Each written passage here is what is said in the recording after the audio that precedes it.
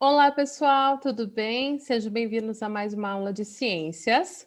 Hoje vamos de revisão dos itens das nossas últimas unidades, seção Eu Cientista, páginas 27 e 28, e exercícios 8 e 9 do nosso livro de atividades lá na nossa última unidade, né? Capítulo 8.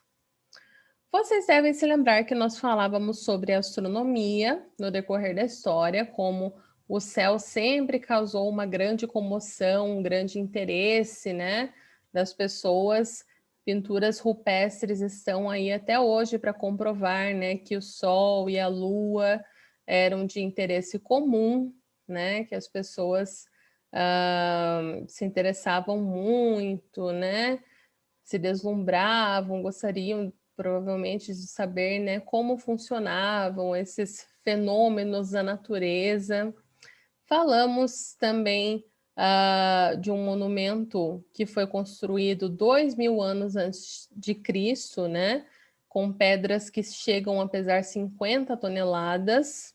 É um observatório astronômico muito antigo, que é possível determinar o início das estações do ano a partir da posição que o Sol surge entre as rochas. Estamos falando do Stonehenge, né? Esse observatório astronômico que ninguém sabe muito ao certo como foi feito até então, né? Sem tecnologia para colocar essas rochas tão pesadas nessas posições tão perfeitas, né? Isso só comprova, né, o quanto a astronomia já era interessante, né, desde o início dos tempos. Falamos sobre a luneta de Galileu, né, a chamada luneta astronômica, que fazia com que os corpos celestes parecessem até 30 vezes mais próximos, né, do que o olho nu. Esse aumento foi o suficiente para que ele observasse pela primeira vez as crateras da Lua e descobrisse os 4 maiores satélites naturais girando ao redor de Júpiter. Aqui nós temos uma representação dessa luneta, né, que funcionava a partir de 2 lentes que faziam com que o astro observado fosse visto em tamanho aumentado. As lunetas também eram chamadas de telescópios refratores, né, devido às lentes ali, esse processo. As descobertas de Galileu foram essenciais para a expansão do conhecimento astronômico.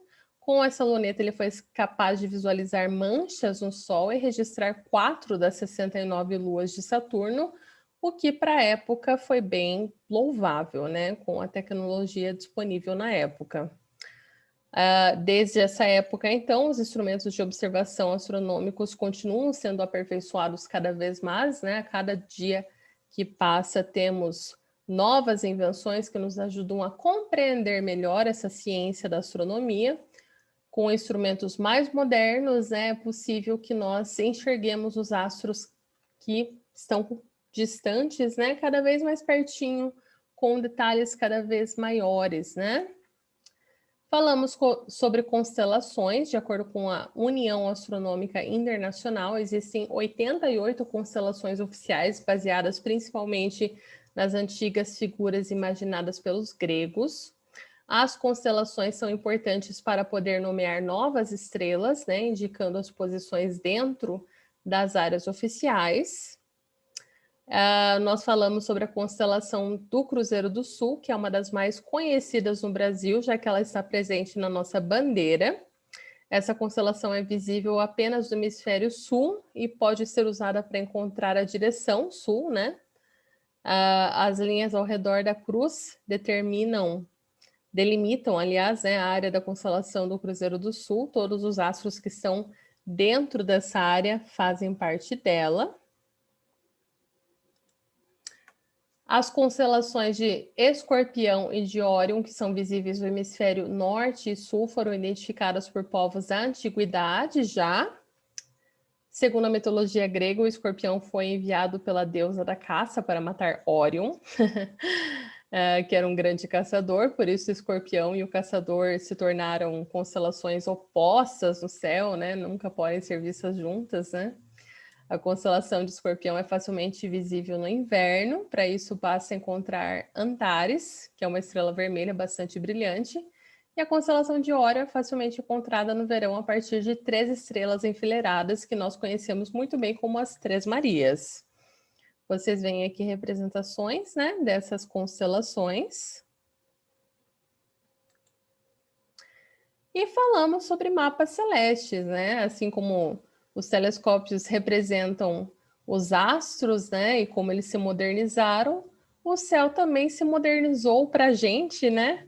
Já que agora nós conseguimos enxergá-lo através da tecnologia de uma forma muito mais detalhada, né? Nós temos mapas celestes que podem ser feitos por qualquer pessoa com o uso de softwares, aplicativos de celular, né? Que inclusive vocês podem baixar para conseguir ter essa noção. Existem alguns sites também disponíveis. É um exercício bem interessante de se fazer. Essa sessão do Eu Cientista, gente, pede que você investigue o uso das lentes. Primeiramente, você vai tentar entender como que as lentes funcionam, né? Você vai precisar de 2 pedaços de vidro planos pequenos, tá? Cuidado. 2 lupas, uma folha de papel e caneta.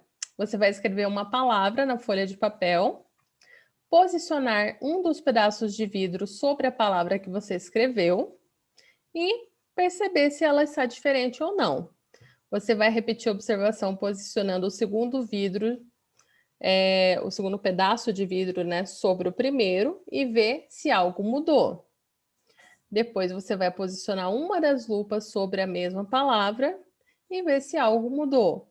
E repetir a observação posicionando a segunda lupa sobre a primeira, tá? Provavelmente os resultados que você vai obter, gente, são o seguinte: um vidro não altera, 2 vidros também não. Uma lupa causa um aumento, né? E 2 lupas causa uma palavra vista com um aumento maior ainda.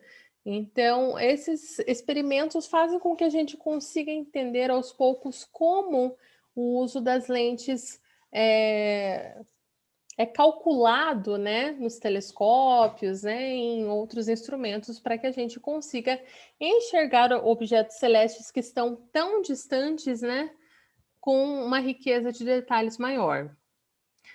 Conclui-se, gente, que o vidro plano não altera a maneira como nós vemos os objetos. Com a lupa ocorre uma ampliação.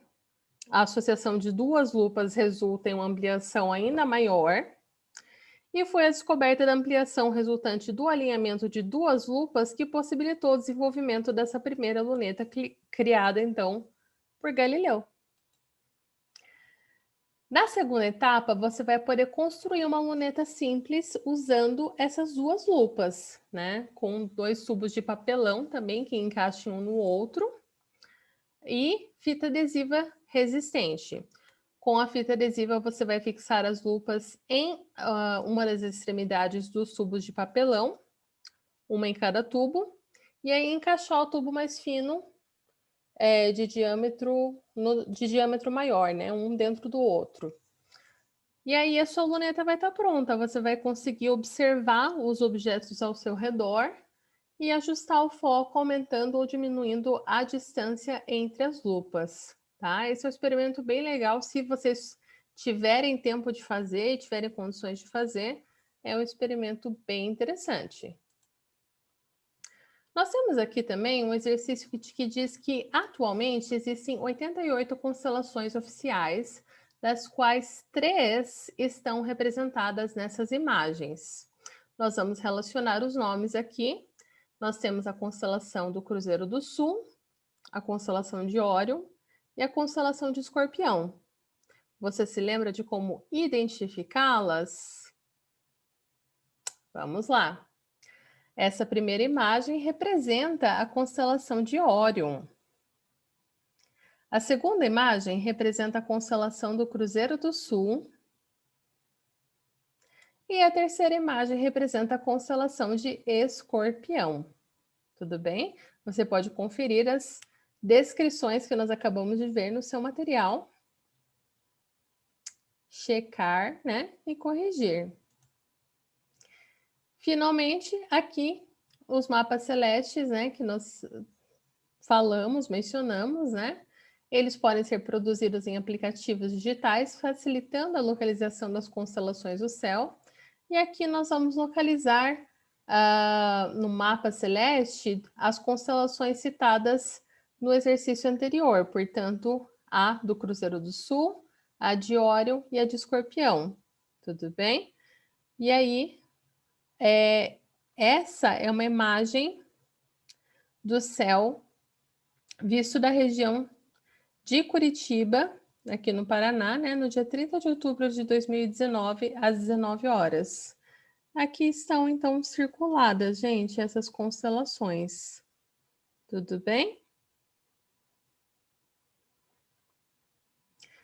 Espero que esses exercícios tenham ajudado vocês a lembrar de alguns conceitos. Até a próxima, bons estudos, boas avaliações, boa sorte e até mais.